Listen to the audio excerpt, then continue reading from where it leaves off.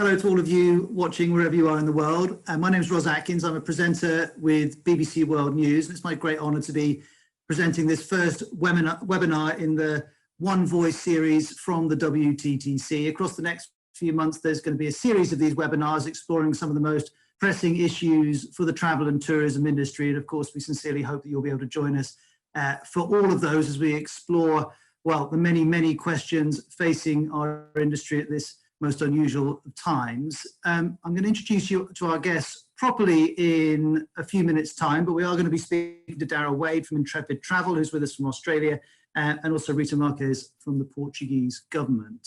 Now, back in September, in what feels like a different world, frankly, I was honoured to help moderate the WTTC's inaugural Climate and Environmental Action Summit in New York, and at that we heard a huge amount of ambition for what the tourism and travel industry can do with regards to sustainability and with regards to the environment. And of course, in some ways, everything has changed since last September, but in many ways, those challenges with relation to sustainability and with relation to the environment haven't changed at all. It's just how the industry responds to those challenges in this new COVID world. Well, that's one of the most pressing questions that everyone within the industry faces. So those are the questions that we're going to explore. I'll explain a bit more about the practicalities of how you can feed into this conversation wherever you're watching. But before I do that, let me introduce you to the President and CEO of the WTTC, Gloria Guevara. Good morning, good afternoon, good evening, everyone. Thank you, Ross, for the introduction. As you say, last year we were in New York and time flies. It's unbelievable that we are here right now during this Climate Week. But as you mentioned, last year, we had the opportunity where we brought together over 50 CEOs, heads of state, ministers, industry leaders, for our first ever Global Climate and Environment Action Forum with UNFCCC. We announced last year our commitments for climate neutrality by 2050. And we also had the opportunity to learn from our leaders, the work that has been done, and also how it is possible to make sustainability a top priority. We had, as you probably remember, our former President Calderon, chair of New Climate Economy, with Paul Polman, former Unilever, and our CEOs sharing their views. We announced our work with UNFCCC to set framework for decarbonization for travel and tourism. So I want to first thank especially Patricia Espinoza, my good friend, because her unparalleled support to travel and tourism and WTTC has been amazing. We have come a long way and doing a lot of great work. And thanks to her leadership and the work that UNFCCC is doing with us, that is helping a lot. You will hear from her later in a few minutes, but before, let me share briefly some important points. UNFCCC and WTTC, with the industry, we're working together to develop climate strategies, setting scientific-based targets, reduce impact of current activities, products and services. Bottom line is using resources in a more efficient way. We are supporting energy efficiency measures, renewable energy, and of course, waste reduction, both in companies throughout the value chain and with governments to develop incentives to invest in nature-based solutions. We're developing and sharing research and evidence on how travel and tourism companies can reduce actual emissions and invest in emission reduction schemes as well. WTTC and our members are working in identifying, implementing new strategies, business models. You will hear some examples today, but they are also working in aligning our goals with the SDGs that the UN, as we know, announced and for us are very important. We made a commitment to prioritize sustainability, but setting ambitious goals and also with time specific and with targets. And something very important is that we are collaborating to share data and best practices. And I have to say, this is something that before we were not doing enough. There were a lot of great cases that we shared last year that for whatever reason, we didn't have a chance to share that knowledge. And now we are more engaged in that task and in that activity. We also are trying to engage more with consumers in efforts to make travel more, of course, sustainable. WTTC is producing a report to show some movements towards climate-friendly travel and the progress towards sustainability. We also partnered with UNEP. Why UNEP? Because UNEP has multiple initiatives and is responsible for everything related to water, plastic, and food waste. We're working with them, for instance, in a plastic report that you will hear from us soon. We also partner with Harvard School of Public Health because this school is also responsible for environmental health, so that they can help us to document cases, share knowledge and expertise especially. And of course, we had an event during COP in Madrid because this was the first time ever that we had an event for travel and tourism, which is very important to share knowledge, as I say, and communicate what we're doing. Bottom line, sustainability, it is a priority for WTTC, for our members, and for the entire sector. And that is why WTTC has assigned one member of the board to guide us, to supervise our efforts. You will hear today from our sustainability vice chair. Daryl Wade is joining us from Australia, all the way from Australia. He's an expert. I'm so excited that he has joined our board with this responsibility. You will also hear, because we work very close with governments, and it's very important to share knowledge from governments and destinations, from Portugal, from Rita Marques, another great friend, the Secretary of Tourism. They have done a lot of work, and they are working very closely with the private sector. So you will hear from both of them. I want to thank them in advance, and Rose will lead the conversation, and I'm looking forward to that interaction.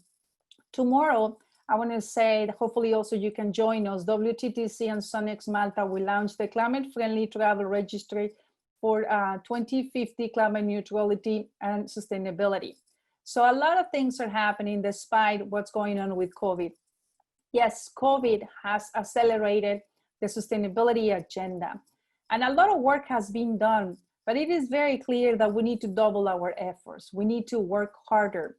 We need to engage more with communities. We need to engage more with travelers, and to make sure we all are part of the solution. So I want to thank you in advance, because we care. We care of our planet, our future, and of course our children. And thank you for joining us today. Not only because it's very important that we work together and we're part of the solution, because we believe that if we work together, we will move faster to our goal. So now let me please allow me to introduce you to Patricia Espinoza. She's the head of UNFCCC. She will share with us a message. As you know, she's responsible not only for UNFCCC, the Paris Agreement, and she's our champion leader in climate. Thanks again for joining us, and hope you find this very productive and engaging. Thank you. I thank Gloria Guevara for her leadership as the CEO of the World Travel and Tourism Council. I recognize this has been a horrible year for your industry. Others have been impacted, but the tourism industry, which generated 10.4% of global gross domestic product, more than 8.8 trillion in 2018, has been among the sectors most impacted. UN Secretary General Guterres recognizes this, publicly warning that as many as 100 million direct tourism jobs are at risk, and the massive drop in export revenues from tourism could reduce global GDP by as much as 2.8%. He reminded us that tourism is an essential pillar of the Sustainable Development Goals, and that the most vulnerable workers and nations are at risk. The impacts extend beyond your industry. A lack of tourists impacts conservation efforts, heritage sites, the inability of families and loved ones to meet, and much, much more. The climate change crisis did not disappear with the pandemic. So here we are, caught in one of the biggest challenges to your industry since tourism really began in any modern sense. And we still face a climate emergency that must be dealt with. Last year, I told you that the reality is that climate change is outpacing us, outpacing our collective ability to get a handle on it, and could soon outpace your business and have a devastating impact on the global economy itself. Unfortunately, this reality did not go away with COVID-19. It remains an enormous threat to the travel and tourism sector, both in the short and long term. Unlike COVID-19, however, it's a threat we can clearly see coming. It is advertised daily. Let's heed the warning. Any other risk with the magnitude climate change poses would have businesses immediately pivoting and addressing it head-on, such as COVID-19. We need the same type of response. The convergence of these two global crises has opened a window of opportunity, not simply to recover from a virus, but to build forward, to build cities and communities that are safe, healthy, green, and sustainable. This includes industries as well. The travel and tourism industry has an enormous role to play and can have, through its action, positive impacts. As the SG said, it is imperative that we rebuild the tourism sector in a safe, equitable, and climate-friendly manner, and so ensure tourism regains its position as a provider of decent jobs, stable incomes, and the protection of our cultural and natural heritage. To put it bluntly, this industry is being forced to change right now. But this also opens the opportunity to do things better, more sustainably. Business as usual was never a good business strategy. Not for the environment, not for the climate, not for your sector, not for any sector. Jack Welch knew that. These days, business as usual is gone. Those who cannot grasp this reality in any industry are going to have a very difficult few years ahead. You cannot run a business inconsistent with reality. The good news is that the Wttc recognizes and is doing its best to urge its members to take stronger and more ambitious action to address climate change. The industry needs this organization like never before. You know the sector must take real climate action, and UN Climate Change continues to offer the support you need to do that. We are already working hard on this issue together. Last year, we launched the Wttc Sustainability Action Plan, a bold new initiative by Wttc, supported by UN Climate Change, to encourage and help the entire travel and tourism sector to take meaningful action to address the threats that climate change poses to the sector and to the world. We continue to look forward to working closely with you to charter the way to achieve climate neutrality in the travel and tourism sector by 2050, and to set clear and ambitious annual milestones for meaningful climate action and emission reduction until we achieve that target. I call on all Wttc members to give their full support to this target by supporting the activities by Wttc and by devising and implementing ambitious climate action plans within your own organizations. As usual, I know that Wttc will support its members in making impactful commitments that will contribute to fight COVID and climate change and transition to a sustainable future for all. Thank you.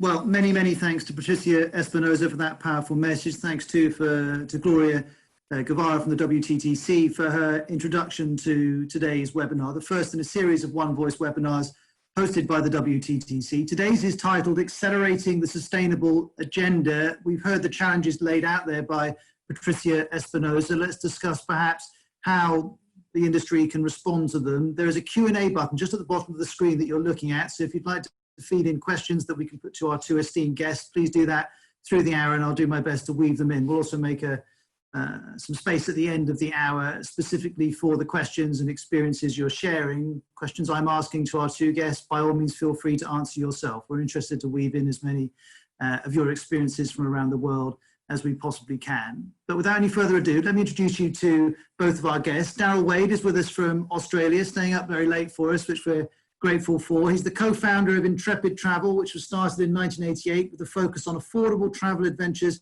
that are beneficial for travellers and local communities. I'm assured by Daryl that that's very much still the goal all these years later. He's also CEO of Peak Adventures, and he's the WTTC's Vice Chair of Sustainability, as Gloria was saying. Nice to see you, Daryl. Thanks, Ross. Great to be here. Thank you very much. And Rita Marques is the Secretary of State for Tourism in Portugal. Rita, we appreciate your time as well. I'm guessing you've had quite a busy couple of months. It's true. Thanks for having me, Ross. Hello, Daryl. I hope you are safe. And answering to your question, yes, you know, a very active months, and I guess that we'll have very active months ahead. So the pandemic hit us very hard. So it will be around, unfortunately, for a couple of months still. So a lot of work to do in the future coming months, for sure. So lots of work to immediately deal with the pandemic, lots of work with reference to sustainability. I guess the question is not, has COVID-19 changed how we approach sustainability? It's more, how has it changed it? How is it changing the way that you're thinking about these challenges when there are so many other competing demands on your industry? Perhaps, Rita, we could start with you. You know what, I believe that the sustainability is now even more important after all these effects, the pandemic effects. On one hand, I think on the demand side, people are more sensitive to the topics of health safety. And so they become more attuned to their own health and wellness. And so there's a shift in demand, an increasing trend for well-being in nature-related activities. On the supply side, I guess that sustainable practices and associated technology may create really an opportunity for higher efficiency in the use of resources. You know, companies are very much eager to lower costs of water and energy, for example, and to reduce waste. So I guess that, you know, this pandemic has brought us so bad things, but we should take it as an opportunity. So on the demand side, I see, as I said, a kind of a shift on the trend, so a new trend for well-being, nature-related activities. On the supply side, I also see some new trends associated with sustainable practices. Of course, you know, the government has to be in the middle, or at least, you know, moving forward these two new trends. And so that's pretty much what we have been doing, and that's why we are launching in the upcoming weeks a fresh and new sustainable development plan for tourism here in Portugal. We'll learn a bit more about that plan in a moment, but Daryl, what's your perspective on this? How has the pandemic shifted your efforts to engage people with sustainability? Yeah, it's a great question, Ross, and I think that the reality is both at an individual firm level, but also at a WTTC level, we've really been knocked for six, and you know, I think everyone on this call will be feeling exactly the same. And you know, you don't have to be just in the tourism industry to be knocked for six by the pandemic, but of course we've been knocked for 2 sixes or a dozen sixes, I think. You know, planes aren't flying and people are staying home. Here in Melbourne, I'm currently locked into my house for 23 hours a day because there's still curfews and so forth on. So you go to each individual firm. The night before last, we had a call with CEOs from WTTC. These are very large firms. And, you know, to be honest, their primary responsibility right now is survival.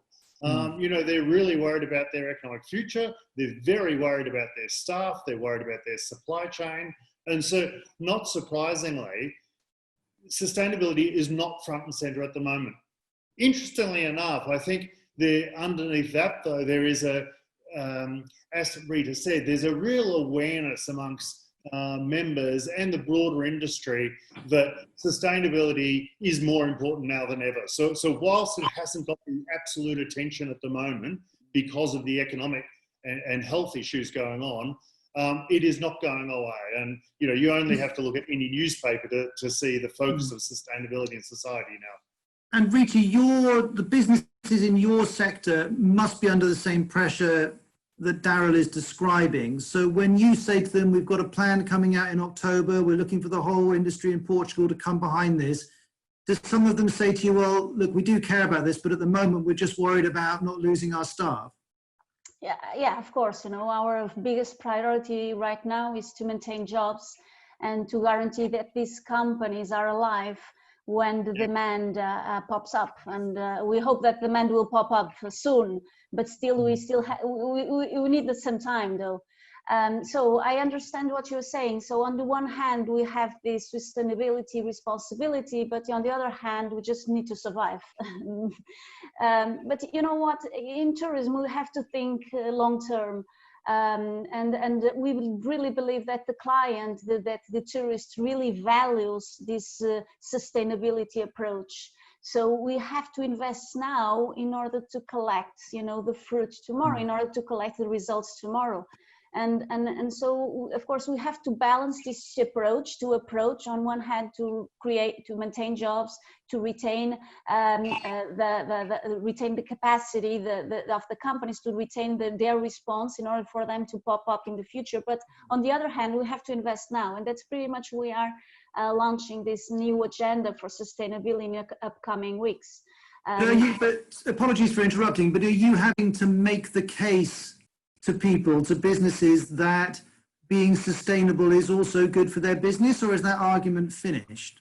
No, absolutely, it's not finished, at least for us. You know, we have been claiming that we want to be competitive, but not only competitive, we need to be sustainable. So we really want tourism to be as a hub for economic, social, and environment development throughout the country. And this will allow placing Portugal as one of the, that's what basically what we are doing. We're trying to be the one of the most competitive and sustainable tourist destination in the world. And again, the demand values it, you know, the consumer, the tourists values it. And so companies are moving their focus to sustainability. And as I said, we have been doing this for 4 years now. So when we launched the strategy for tourism back in 2016, at the time, we considered the sustainability to be one of our pillars. So it's nothing new. Of course, the pandemic put it, and it allowed us to consider it a new urgency, you know, a kind of urgency. We have to move rapidly, but it's nothing new, at least in Portugal. That's interesting. Bring Daryl here. I remember sitting in New York last year, almost this time last year, and hearing a number of powerful statements making the connection between sustainability and a successful business. But I felt that some people were still wrestling with that equation. Do you come up with resistance, or do you think that that discussion is largely over?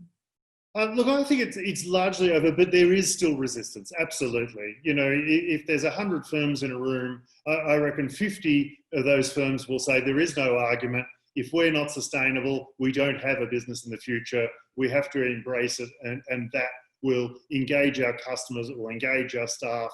That is the future. The other 50 perhaps are a little bit slower, like any change that happens. You know, you always get the leaders and the followers. And there is still some that haven't quite caught up to the urgency and the need to build sustainability into our product cycles and into our customer experiences.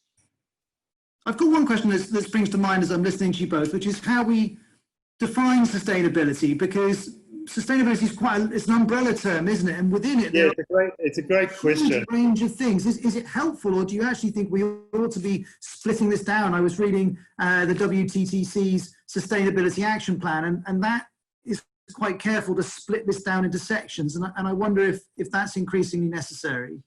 Yeah, look, I think you have to split it, because otherwise it's just a word.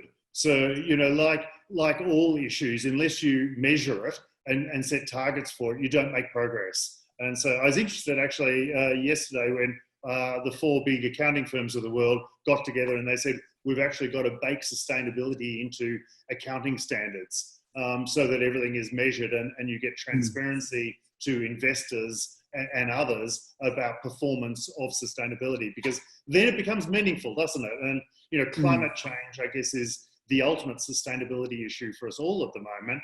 And climate change is incredibly measurable, and we can set targets. And so as an industry, we've got to exactly do that. And so, Rita, when we see your big new plan come out in October, can we expect there to be measurements within it, detail on how we plot the success or otherwise of Portugal's efforts? Oh, of course, of course. You know, we'll have some purposes, and of course, one of them, it relates with preservation of resources, of environmental resources. We also are very much keen on authenticity of the local communities. So that's also one of the pillars of our agenda. And then, of course, we also are very much eager to have a high level of satisfaction among tourists and residents. So again, you know, a couple of months ago, we were talking about over-tourism, not anymore, but still we keep this priority there, satisfaction of tourists and residents. And then, of course, we have a bunch of actions. And of course, then we do have a lot of metrics in order to assess and continuously monitor our agenda. And basically, these metrics are very much, you know, broad. They relate with energy efficiency, water, waste management, single use of plastic. But I just want to add one extra piece of information that I think it's valuable. We have a set of metrics related with the training of professionals in the area of sustainability. You know, we need to train people. We need to train all the people that work in the sector. And so we have been very keen, very active on training these people. And of course, we do have metrics in order to guarantee that every professional that is in the tourism industry in Portugal realize what we are talking about, realize the impact that we would like to achieve. And at the end of the day, of course, we'll evaluate everything. Sorry, carry on, Daryl. I think everything Rita's saying is just really shows the partnership that can happen between commercial interests and government interests, because ultimately those goals are exactly the same. You know, as a company, we need highly qualified, trained staff. We need customers to have the best possible experience. This is exactly what governments are talking about now. So there really is an aligned interest in getting sustainability right. And you know, going back to Patricia's comment around the Sustainable Development Goals, if we use those as a framework, both from a government and a company perspective, you do really start to get better outcomes for all stakeholders. Both of you, and all of you watching, if you've got a question for either of our esteemed guests, you can post it on the Q&A function. I can see here Savish is with us from Mauritius saying, don't you think there should be a consensus on the definition of sustainability? Well, we've been touching on that, haven't we? But do you think the industry is capable of coming together and settling on the various elements of sustainability and how it's measured? How close are we to that, Daryl? Yeah, look, well, I'll tell you this time next year. I've just taken on this role as Sustainability Vice Chair. And so at the moment, we're gathering the team. One of the interesting things from this time last year, as you said, we announced a series of initiatives and targets and so forth, but there was a level of consensus around industry members that we needed contribution to really define what those measurements are and to set goals and pathways to those measurements, so that we ourselves know we're doing a good job, but also that we're accountable to the world, to media, to governments and so forth for our results. So, you know, we're collecting a team, a task force, plus getting extra outside influences as well. So yeah, we'll talk about it more in the months and year ahead, but I'm super confident that we'll be able to get a series of targets and measurement pathways going forward. I'm actually curious. I was listening to you, Rita, talking about how you consider the relationship with residents as part of the sustainable agenda. And I was thinking, as you were talking, well, this fits, Daryl, with your mission statement when you started out in 1988 to create tourism that was in sync with both the visitor and the resident. But I'm curious how you go about measuring that. It's interesting, isn't it? We rewind 12 months or so, and there's big talk about over-tourism. And, you know, there's too much tourism going to too small pockets of areas. And that argument was a great argument to have, because really it doesn't suit anyone through over-tourism. It's bad for local residents. It's bad for the tourists themselves. It's not even great for the tourist industry. So by having those conversations and having a level of awareness to say, okay, how do we solve that problem? How do we spread the carrying capacity of load of tourism broader across the country? And again, governments play a fantastic role in this conversation. Now, I should tell you, lots of people are sending messages, so let's just turn to a couple of them. And by the way, those of you watching, if you see me looking away from the camera, I'm not tuning out of what Rita and Daryl are saying. I'm checking all these messages that are coming in. One of you has asked, is this being recorded? It definitely is being recorded. So if you missed the beginning and would like to watch it back, you can find it through the WTTC website. Usha would like to ask you both, says, thank you for starting this conversation. I'd like the panelists to address how to make travellers embrace this, as many feel that sustainability comes with a higher economic cost. How do we get travel advisors to educate our customers and make them understand their contribution towards sustainability, be it economic or in terms of the climate? Well, that's an absolutely fascinating question. Rita, do you accept the premise? Do you accept that traveling sustainably is more expensive? It is in the short term, but in the long term, I guess it's not that case. It's not the case. It's the opposite. So basically, we are investing today, and we'll collect the returns tomorrow. So the return on investment will be positive for sure. How do you communicate that to a traveller today who wants to come to Portugal, who might have to pay more money for a sustainable experience? Do you try and talk to that traveller about why it's costing a bit more? Yeah, of course. You know, we have to inform everyone what's going on, and these awareness campaigns directed to tourism are very much important, and that's one of the things that we have been working, in fact, today. So all the information to the tourists, you know, saying what they are paying, so what the extra that they are gaining when we are adopting these sustainability practices. But at the end of the day, as I was telling you, the tourists value that. There is a growth. The trend is growing towards the most sustainable uses of resources. So these awareness campaigns are really positive, and the feedback that we are getting is huge. Is very, very interesting. Daryl? Ross, I'm not sure I actually accept the premise that a more sustainable experience is more expensive. You think if a person wants to take a holiday and they're going to, I don't know, New York for argument's sake, you're probably paying several $100s a night for an accommodation.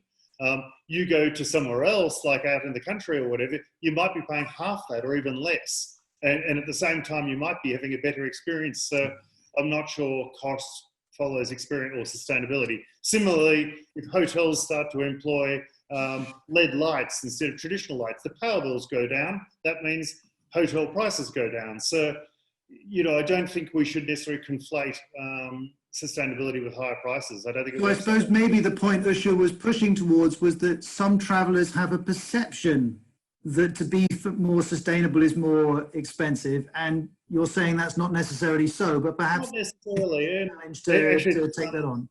It's interesting at the moment. I was talking to Booking.com last week, and they're doing a very interesting experiment where it's kind of unannounced. I'm not sure even I should be talking about it, but I will. Where they're populating on 50% of page views certain sustainability criteria, and they're not making any song or dance about it.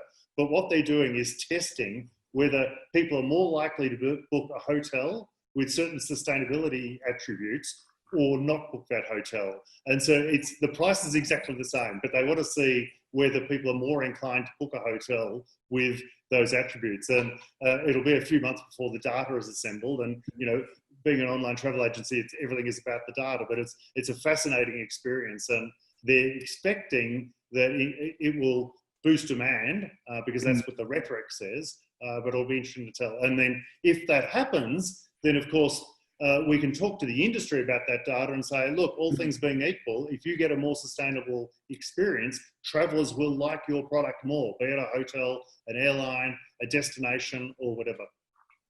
If you're just joining the stream, this is the first of the One Voice webinars from the WTTC. Hello, I'm Ros Atkins from the BBC, and today's webinar is titled Accelerating the Sustainable Agenda. We're exploring how this industry's ambitions to be sustainable have been disrupted, perhaps helped, perhaps hindered by the pandemic. We're getting quite a few questions, so let me just ask a couple more. Aftab is very excited and interested in your idea, Rita, of talking to staff within the industry about sustainability, saying, I agree with Rita, training of the tourism industry HR is very important. Could you perhaps give us more details on how you talk to people within the industry about how sustainability fits into the equation?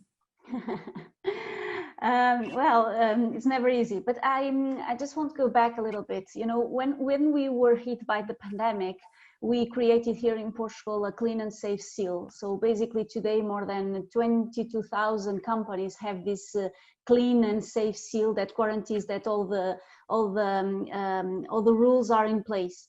And when we did that, we really launched a huge training program. And in a couple of months, we were able to train 60,000 people. Everything was online, virtually, and the response was amazing.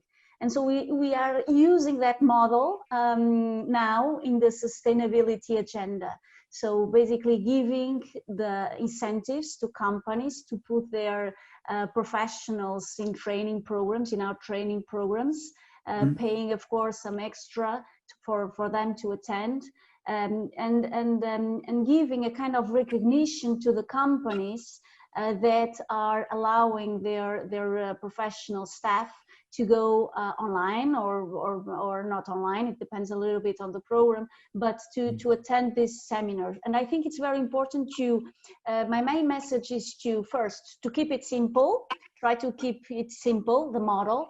Second, to involve the companies, and third, to involve, of course, the staff members. And all together, you know, we will manage to train massively. That's our objective, of course.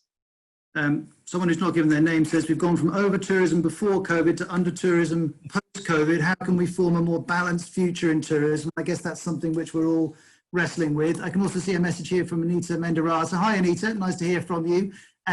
She says, COVID-19 has grounded us all, forcing a rethink, and she wonders whether this is an opportunity to refresh the sustainability debate in order, so it's not just about how do we carry on what we wanted to do before, but in and around the pandemic, should we be actually changing what we're aspiring to do, which is a slightly more fundamental thing? Daryl? Yeah, I think that's a really valid point, and I think a lot of us have really had changed experiences, and you know, everything from, you know, the world craze of baking sourdough bread, if you like, and you know, kind of walking around neighbourhoods and things like that. And I think it has changed his perspective on the world, and I think there's aspects of that we want to keep. And you know, I think the travel industry has to say, well, you know, how can we take some of those learnings and really create a better industry? I think one of the learnings for me, but I think a lot of people, was with the killing of George Floyd and the whole resurgence of Black Lives Matter in the middle of a pandemic. I think not just for America, but here in Australia and all around the world, we looked at ourselves and our workplaces and really questioned some assumptions. So I think the last 12 months has been quite an extraordinary period to really question fundamental, you know, that business as usual concept, which is broken, and really shake it up and look at what clients want, look at what your staff want, look at what's important to investors and so forth, of course, and really get a reimagined future and work out how to achieve that and achieve better outcomes for all stakeholders. I have a question for you, Daryl, a question for you, Rita, and then one question for both of you. Gary says, this one's for you, Rita. He says, I'm from Peru. We're facing a lot of problems with COVID. We have a very high number of coronavirus cases. What are your recommendations for the tourism sector from the Americas region, given Portugal's experience? And I guess part of that question is, how do you fit sustainability into the equation when you're wrestling these terrible and very urgent problems? It's really hard. I understand the question and I understand really the situation because, you know, as I said, it is really hard to have this balanced approach. On one hand, to maintain jobs and to try to attract as much as possible the tourists, and on the other hand, to invest in medium long-term strategy as far as sustainability is concerned. So for now, my main suggestion is for you to be resilient and trying to you know, to grab this opportunity to be as positive as possible, and maybe, you know, in upcoming months you'll have the opportunity to think wisely in a very assertive way your sustainability agenda. I think you have to do it, you know, maybe not today, but in tomorrow, as soon as possible. So it's something that we cannot escape from. For sure. And that echoes, doesn't it, what Patricia Espinoza was saying in that forceful statement we heard at the beginning, with the message was simply, this has to happen. It can yeah, absolutely. Next year, but it has to happen. Yeah. Question for you, Daryl, comes from Olivia, who says, Intrepid, your company, has been leading the way on sustainability for many years. How has that sustainability agenda helped you face the challenges of COVID, or has it? Yeah, I'm not sure that anything gets you prepared for COVID, to be honest. That's a reasonable point. But look, I think it does to the degree that, you know, we've had a long heritage of talking to our staff and different stakeholders. And so when this happened, in that sense, we went back to first principles and said, okay, let's all get in a room or on video conferences or whatever and talk to people and share the problem and be honest and transparent. And so in that sense, I suppose that heritage of working through solutions with people has come good. And I'm curious, that level of transparency which you've seen in conversations around COVID, where people are just going, this is awful, we're in trouble. Have you seen that same level of transparency in conversations around sustainability? Are people willing to be upfront about how uncomfortable and how difficult it is? Yeah, historically, no. Oh, well, they're upfront about it. Rita's shaking your head as well. We'll hear from you in a moment, Rita. But most firms just see it as too hard. You know, it's difficult, it's complex or whatever. Actually, it's not that hard. It's not that complex. So we've got to change the conversation a little bit. But, you know, there is a little bit of hiding from the issues. I think that's true. Rita? Yeah, absolutely. It's quite hard. In our agenda, we'll have a kind of a tracker. So basically, you know, try to have a kind of a balanced scorecard with all the metrics and trying to monitor the goals.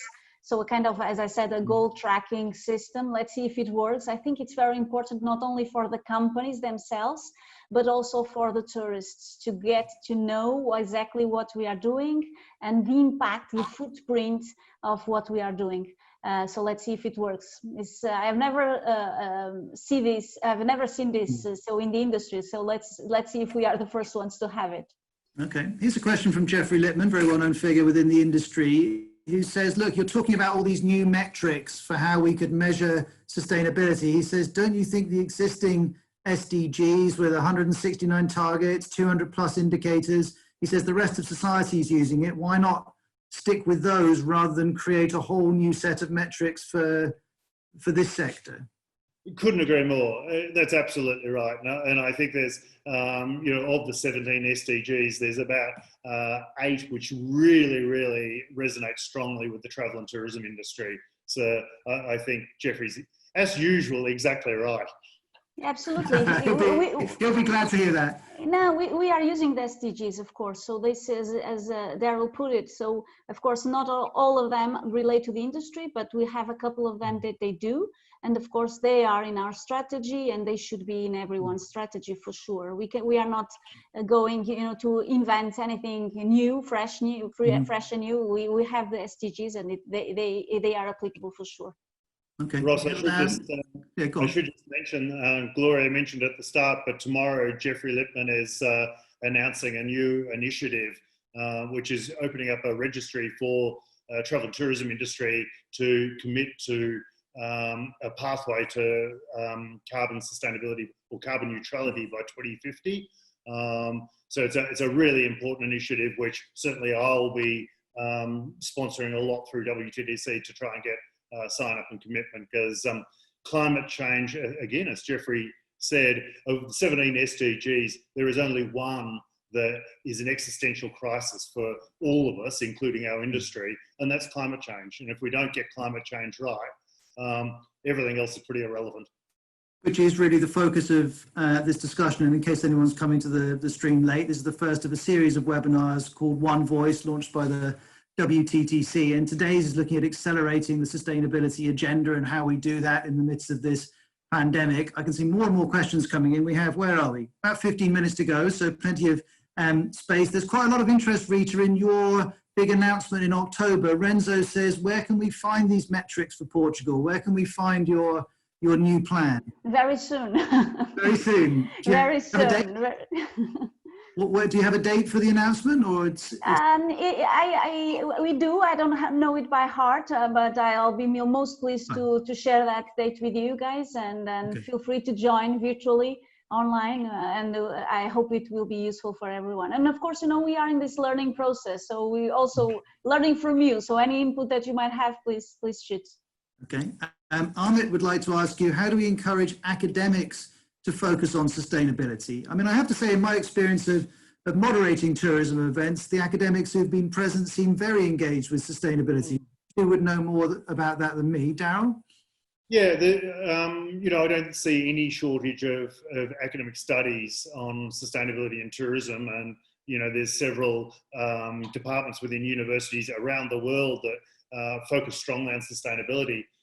If anything, I think the problem is getting that study and that knowledge out of the academia into practical application through commercial application, but also through government application. So, no, the academic study has led the way.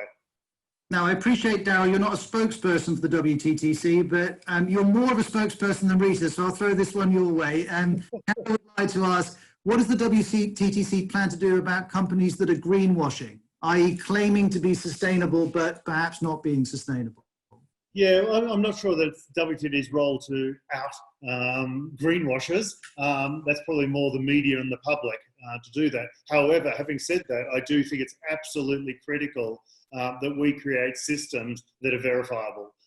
There is no, in fact, for far too long, companies and people have made all sorts of statements without any verification. And so that's why things like carbon, carbon is very easy to measure, and you put methods in place to make commitments and then measure against those commitments and make sure that you fulfill your goals. So, and again, going back to SDGs, all of those SDGs are measurable and verifiable. So any system that we create must have a degree of verification to it.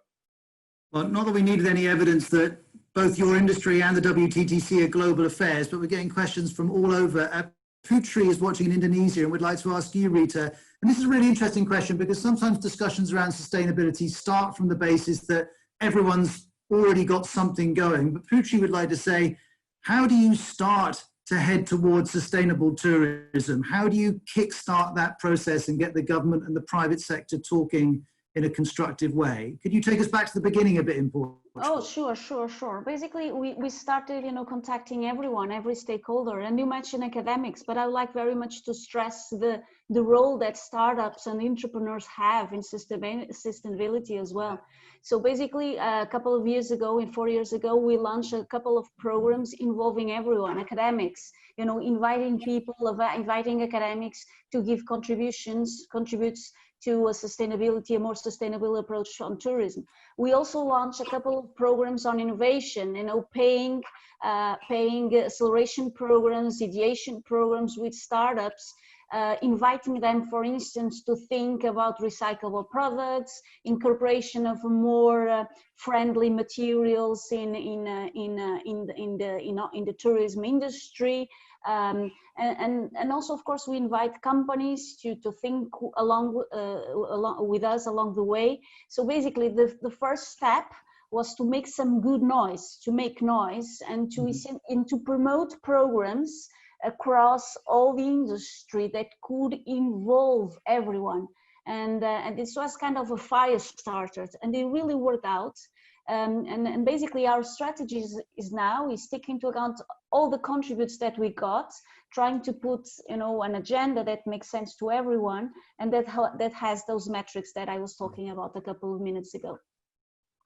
Thank you very much. Patricia, if you're still watching, I'm sure you are still watching. I hope that's useful and give you some ideas for starting those conversations in Indonesia. I'm absolutely, it's so exciting to see all these questions coming in, taking us in one direction or another. Here's another vitally important issue. James says, we're starting to see signs in our business that the investor community is beginning to recognize the importance of investing sustainably.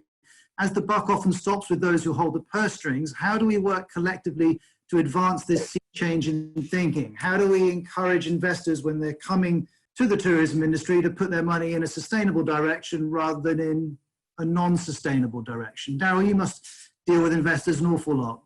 Yeah, look, I mean, we're a private company, but nonetheless, we get, you know, private equity and whatnot knocking on our door fairly regularly. But, you know, investors, generally speaking, are pretty smart people. And so they're going to allocate capital where they see a return and where they see a long-term return.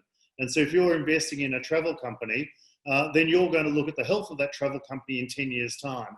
Well, in a carbon-constrained world, you're probably going to allocate capital to a company that is starting to manage its carbon issue efficiently and getting its carbon emissions under control. For example, it's going to invest in companies that has great staff relations, that has a high NPS score with customers, and all of those issues ultimately hinge around sustainability. So I think investors are disproportionately putting money towards sustainable companies. This is not just in travel, by the way. This is a global trend in all sorts of industries. You know, Oh, sorry, Daryl, carry on.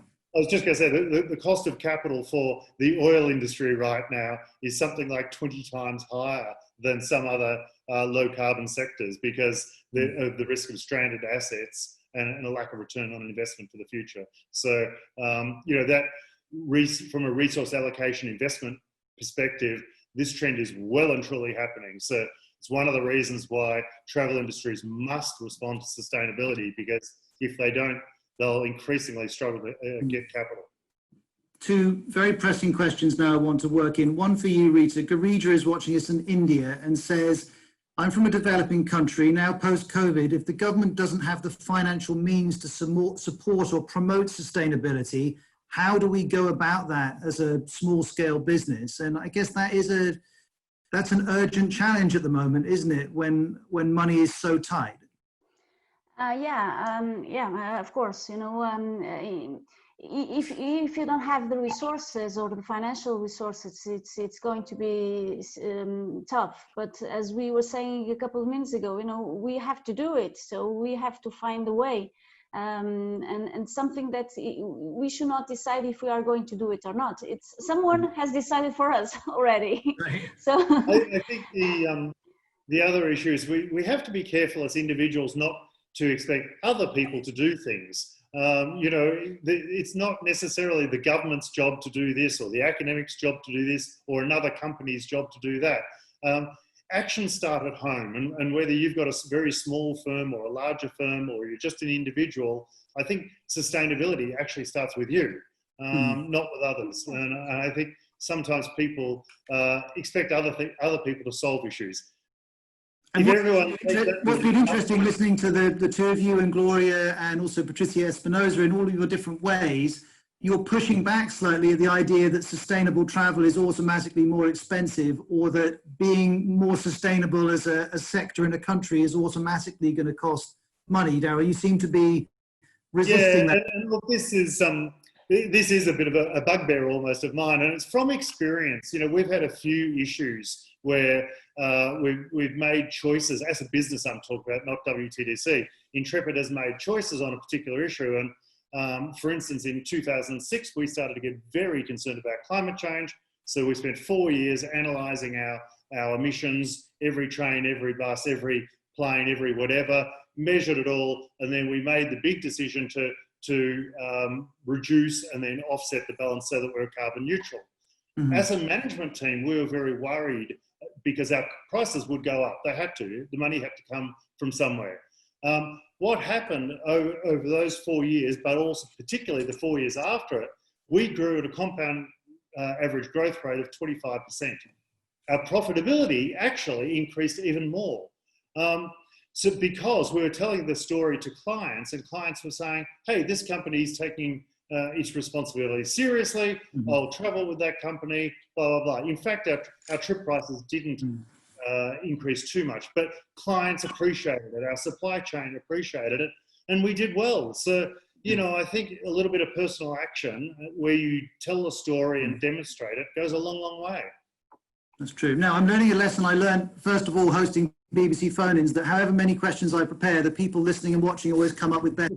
Let me ask this one from Kiamu, because this is fascinating. He says, how best can we break the hierarchical power in designing sustainability agendas so we actually involve local communities? The point being, sometimes the sustainability agenda is actually decided by quite a small group of people rather than all the people affected by the tourism industry. And this question directly impacts on the work both of you do. So Rita, how do you go about that and making sure your agenda is shaped by the people who host the tourists? You know, I'm very practical. So we open up an open call and everybody contributed you know, widely.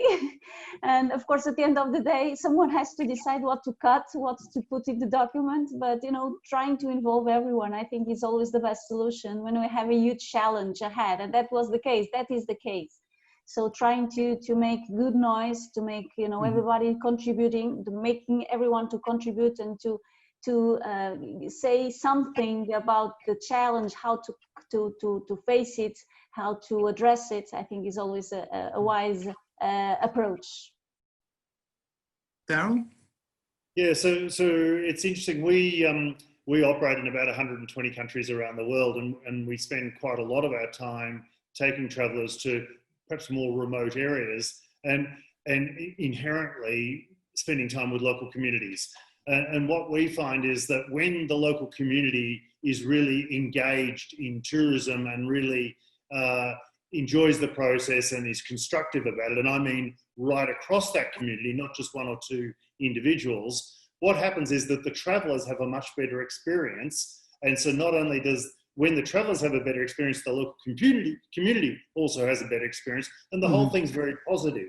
But where you go to other places and the community, for whatever reason, isn't engaged or it's more fractured, it just doesn't work. And so if you don't drop down into a local community area and respect that community, that they must benefit out of tourism, and it's a mutual benefit, you're just not going to get anywhere.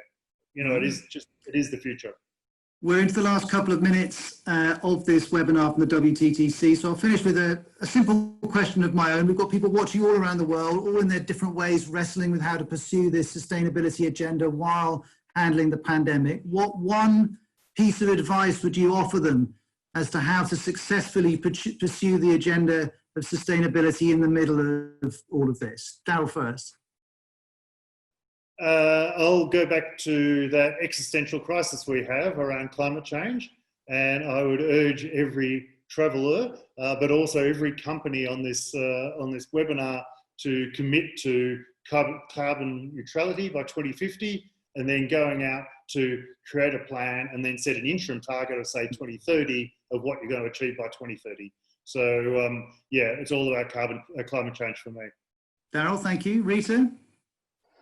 You know, I would say travel today, but travel with a purpose. So everyone can give a huge contribute to this sustainability agenda. So all of us can be committed to and make investment on social impact. So it's not only about governments, it's not only about companies, it's all about us.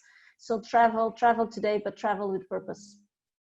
Well, the two of you, on the questions in my mind and the questions coming in, we could talk for a lot longer, but we're going to leave it there. Daryl Wade from Intrepid Travel and Vice Chair for Sustainability at the WTTC, Secretary of State for Tourism, Rita Marques. Thank you very much to both of you. Thanks also to Patricia Espinoza from the UN and, of course, Gloria Guevara from WTTC for hosting this. And I guess it would be impossible to summarize such a disparate discussion across an hour in 30 seconds, but I think the thing that struck me is the message coming from our esteemed guests is that this isn't really optional. It's just a question of how we go about this and how people make plans to get from where they are to where they need to be. And that COVID has complicated this in a whole range of very difficult ways, but that doesn't change the need to continue to pursue that goal. And it's going to be interesting for me as a journalist standing on the sidelines to observe the industry and how it goes about doing that in the coming months and years. Rita, Daryl, great to spend an hour in your company. Thank you very much indeed. And all of you watching, remember there are further One Voice webinars coming your way in the next few weeks and months. Bye-bye.